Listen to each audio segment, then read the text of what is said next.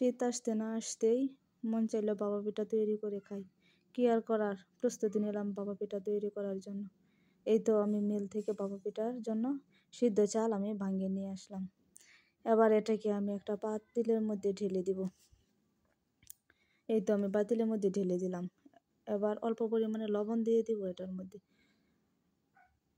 লবণটা আমি পরিমাণ মতো দিয়ে নিলাম। এবার চালের গুঁড়োর সাথে সুন্দর করে অ্যাড করে দিব। এই তো আমি সুন্দর করে মথে নিলাম। এবার আমি পানি দিয়ে এটাকে ভালো করে মিক্সড করে নেব গুঁড়োর সাথে। আমি পরিমাণ মতো পানি দিয়ে নিলাম। এবার এটাকে মিক্সড করে নেব ভালো করে। এটাকে আমি মথে নিচ্ছি। আমি চালের গুঁড়োটাকে আমি 30 মিনিট ভিজিয়ে রাখবো, কারণ আমার গুঁড়োটা শুকনো ছিল। এই তো আমি এবার চলে যাব নারিকেলটা ছিলে নেব। হ্যালো এভরিওয়ান, আসসালামু আলাইকুম। সবাই কেমন আছেন? আশা করি সবাই ভালো আছেন। আমি আল্লাহর অশেষ রহমতে ভালো আছি। এই তো আমি এবার নারিকেলটাকে কুড়িয়ে নেব। আমি 2টা পিঠা বানাবো, তবে রাইস কুকারে বানাবো। আমি মাটির চুলোয় বানাবো না। রাইস কুকারে পিঠা বানাতে আমি বেশি পছন্দ করি।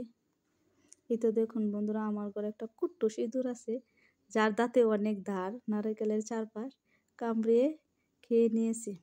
এই তো আমার নারকেল পোড়ানো শেষ। এবার আমি চিনিটা গুঁড়ো করে নেব দা দিয়ে। আমাকে বলেছে চিনিটা খেজুরের গুঁড়ো হবে, কিন্তু জানি না কতটা সত্যি। তবে আমি টেস্ট করলে অবশ্যই বুঝতে পারবো খেজুরের নাকি। এই তো আমি আবার ফিরে এলাম চালগুলা চেলে নিতে, চালের গুঁড়োগুলো চেলে নিতে। হ্যাঁ, আমি আবার চালের গুঁড়োগুলো অল্প অল্প করে চেলে নিয়েছি। আমার কাছে আমি মশারি দিয়েই চালের গুঁড়োগুলো চেলে নিচ্ছি। এই তো আমি আবার চলে যাব পিঠা তৈরি করার জন্য। এই তো আমি একটা রাইস কুকারের স্টিমারে পিঠাটা বসিয়ে নিচ্ছি। আগে মশারিটা দিয়ে দিয়েছি, তারপর আমি পিঠাটা বসিয়ে নিলাম। আমি 3 ধাপে চিনি নারিকেল দিয়েছি, যাতে করে পিঠাটা খেতে অনেক মজা হয়।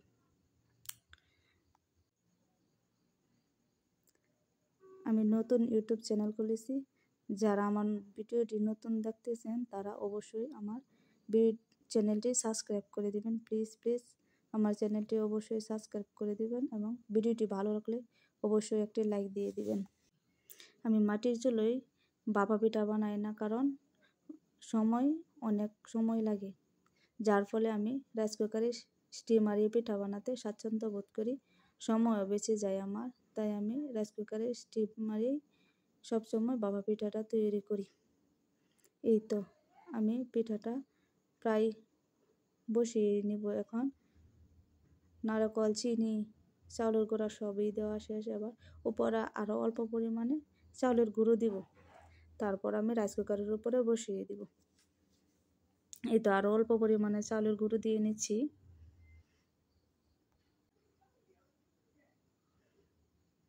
এই তো আমি অল্প পরিমাণে গুঁড়ো দিয়ে আমি আলতোভাবে এটাকে উপর দিয়ে ভালো করে সমান করে দিয়েছি। যদি আমার কোনো ভুল ত্রুটি হয়ে থাকে অবশ্যই ক্ষমা দৃষ্টিতে দেখবেন।